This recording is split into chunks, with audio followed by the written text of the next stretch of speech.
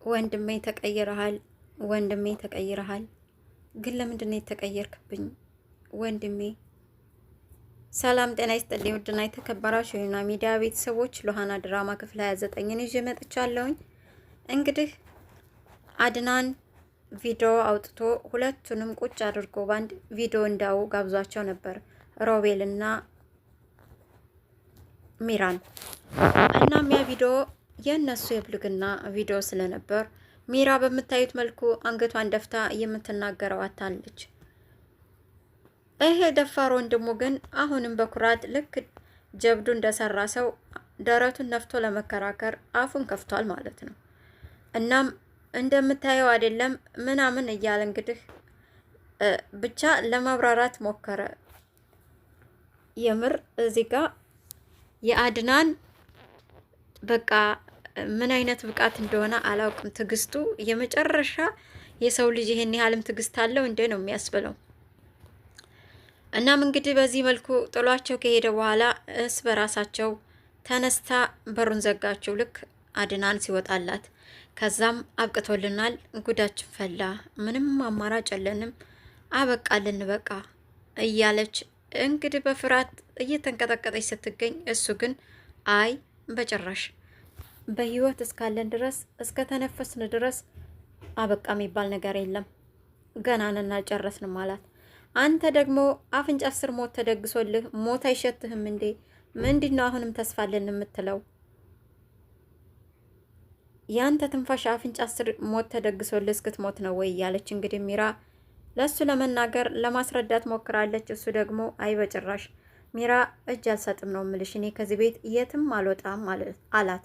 እሷ ደግሞ አንተ ባትወጣም አስከሬን ይወጣልሃል፣ ምክንያቱም ሞት ተደግሶልናል አለችው። አይ በጭራሽ እንዲህ እያሉ ግን ይህ ሁሉ ያደረገው ማን ነው? እች ሉሃና ነች፣ እንግደላት እያልኩ እዚህ ሁሉ ያደረሰችን እሷ ነች እያለች እንግዲህ ወደ ሉሃና ጣቷን መቀሰር ጀምራለች። እሱ ደግሞ በጭራሽ እሷን ስም አትጥሪ፣ እሷ እንዳንቺ ክፉ አይደለችም፣ ስለዚህ የእሷን ስም አትጥሪ፣ እሷ ይሄን ልታደርግ አትችልም። እኔ እንደውም ሲመስለኝ ሮቤል አድናን ይሄን ያደረገው አላት። እሷ ደግሞ አንተ ደግሞ ይሄን እያየ እንዴት ነው እስካሁን ሳይገለን የሚተወን? እሱማ ይሄን አያደርግም እየተባባሉ በራሳቸው እየተከራከሩ ነበረ። እባክኛ ውልቅ ብለን እንሄድ፣ ቤት አለን፣ ገንዘብ አለን፣ በቃ በራሳችን መኖር እንችላለን፣ እባክህ ሳይገለን ከዚህ ቤት እንውጣ አለችው። እሱ በጭራሽ ከዚህ ቤት አልወጣም፣ እኔ ይህንን ነገር እጋፈጠዋለሁኝ፣ በጭራሽ አልወጣም ብሏታል። እንግዲህ እንዲህ ብሏት ሚራም ከክፍል ወጥታ ወደ ክፍሏ ሂዳ ይሄን ነገር ማን ሊያደርገው ይችላል? ከሉሃና ውጭ ማንም አያደርገውም። ምክንያቱም ይሄን ነገር አላምን ሲላት እሷ ናት ስትነግረው አያምናትም። አላምናት ሲል ደግሞ ቪዲዮ ቅርጽ አሳየችው፣ እንዳምናት ፈልጋ ነው ብላ እንግዲህ ለማስረዳት ሞክራለች። እሱ ግን በጭራሽ አልተቀበላትም። እንደውም ይሄን ነገር የሚያደርገው አድና ነው ብሎ የተከራከራት ነበር። በዚህ ስሜት ውስጥ እንዳለች እንዳጋጣሚ ሆነና ሮቤል አድናን ቀጥ ብሎ ወደ ሉሃና ክፍል ነበር የሄደው። እየተንቀጠቀጠ ነበረ፣ ፊቱም ተቀያይሯል። እና ምን ሆነሃል የኔ ፍቅር? ምንድን ነው የሆንከው? አድናን ምን ሆነሃል አለችው። እንኪ ይሄን ይው ብሎ ቪዲዮውን ሰጣት ለሉሃና። ሉሃናም የተወሰነ ፓርት ከፍታ ካየች በኋላ እንዴ ምን ሆነሃል አንተ ደግሞ ለምንድን ነው ይሄን ቪዲዮ ያስቀመጥከው? ደግሞ እስከ የት አመጣኸው ብላ ዝግት አረገችው። ማየት ደፍራ እንኳ አልቻለችም። አይሽ ይሄንን ነገር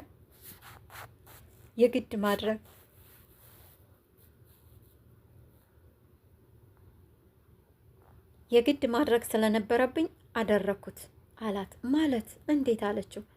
የሆነ ሰዓት እንደለመደችው ሚራ እሱን አስተኝታ ወደ ውሽማ ወይም ደግሞ ወደ ሮቤል ክፍል መተኛቱን አረጋግጣ ስትሄድ አድናን ግን በንቃት እየጠበቃት ነበርና የተኛ መስሎ እንጂ አልተኛም ነበር።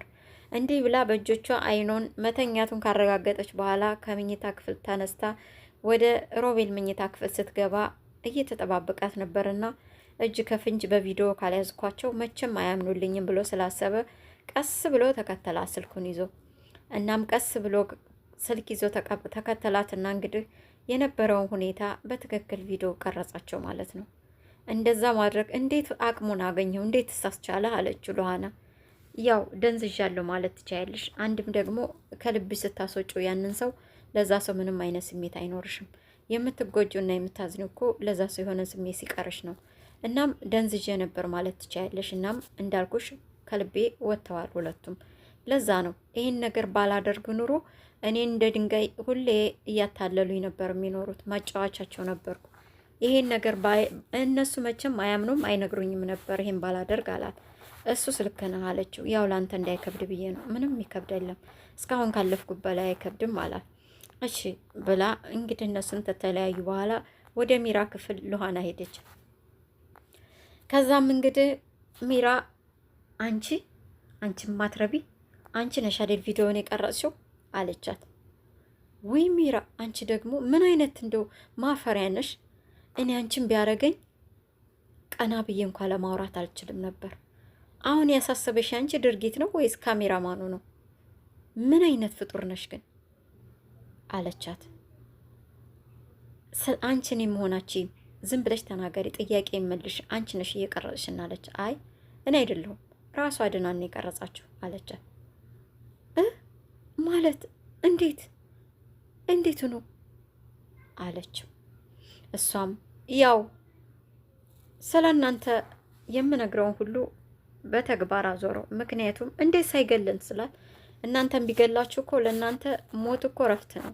ለእናንተ ግን ቀዝቃዛ በቀል ነው የሚያስፈልጋችሁ እንጂ ሞት አይደለም። ስለዚህ ቀዝቃዛ በቀል ተበቀላችሁ ማለት ይሄ ነው ቀዝቃዛ በቀል አለቻት። ወይ አንቺ ደግሞ ንግግርሽ ሁሉ እንጨት ይላል። መርዝ ነሽ። ሂጅ በቃ ከዚህ አለቻት። ሚራ እፈሪ፣ አንገትሽን የሚያስደፋ ስራ ነው የሰራሽው፣ ቀና አድርጎ የሚያስወራ አይደለም ብላ ጥላት ሄደች። ግን በዛን ሰዓት ሚራ የሆነ ጭንቀት ውስጥ ገብታለች። አሀ በእኔ ንግግር እየተብሰለሰልሽ መሆን አለበት፣ እንደምትቀየርበት ተስፋ አረጋለሁ ብላት ሉሃና ወጣ ሄደች። ነገር ግን አይደለም ሉሃና እጅ ላይ ብራዝሊት አይታለች። ያ ብራዝሊት ደግሞ የሳራ ነበር። እናም ይች ልጅ የእውነት ሉሃና ናት ወይስ ሳራ ናት?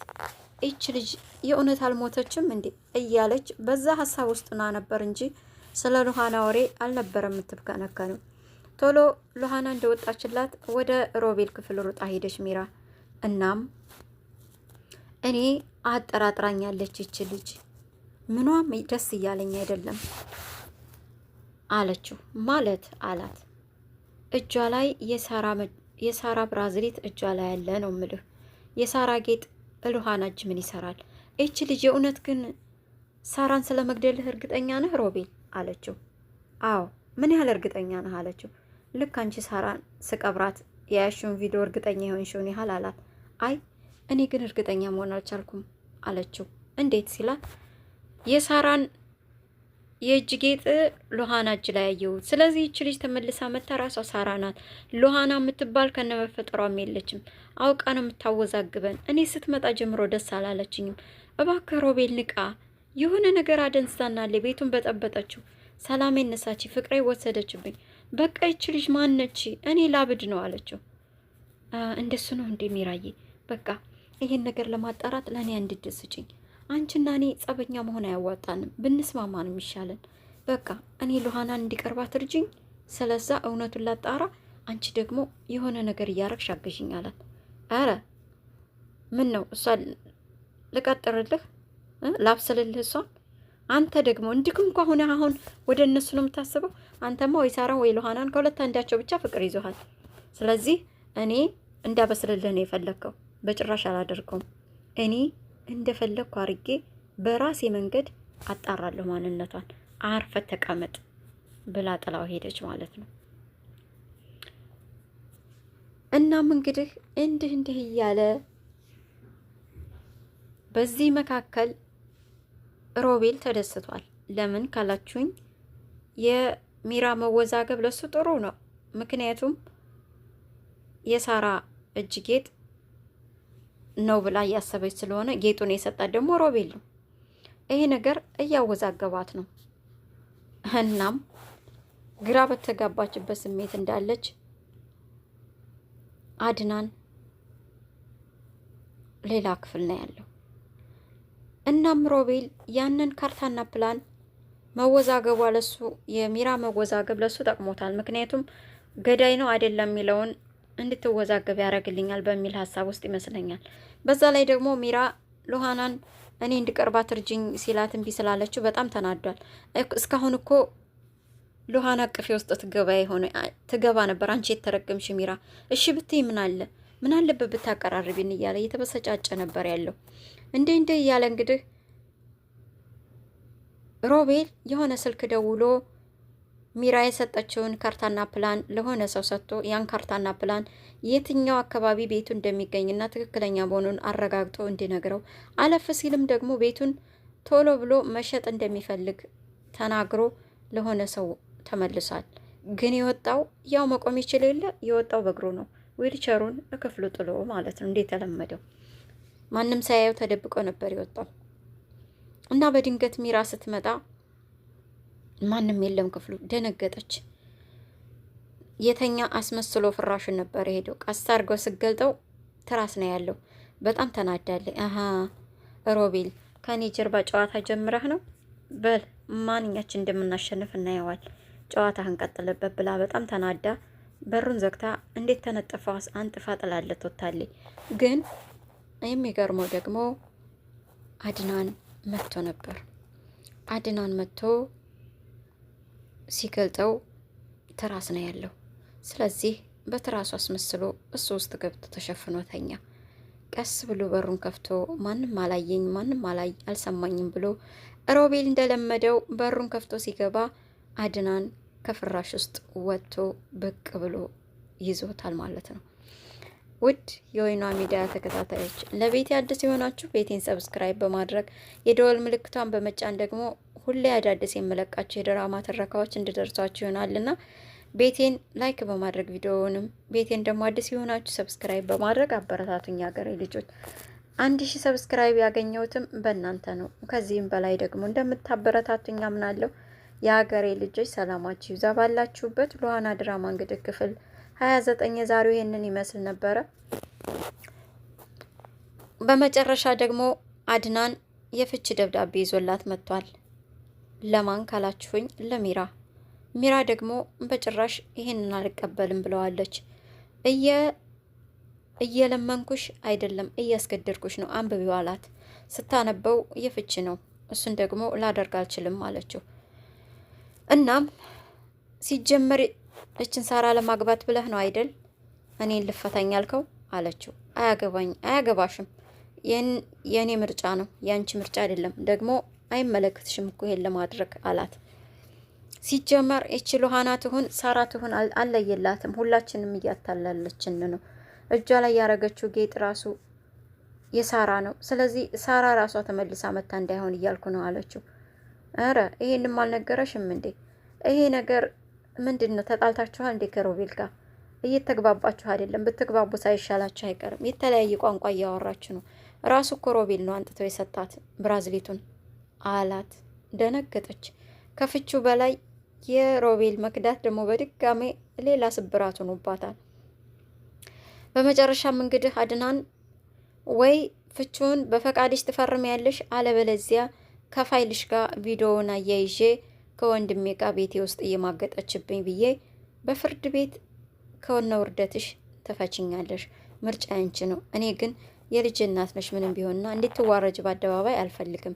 በፈቃድሽ ፍቹን ትፈርሚያለሽ ብሏታል። ሚራም እንግዲህ ሁለት ችግር ውስጥ ናት። በዚህ ጋር ያ ሮቤል አልወድሽም፣ አላፈቅርሽም፣ አስጠልተሽኛል ብሏታል። በሌላ በኩል እየከዳት ነው ያለው።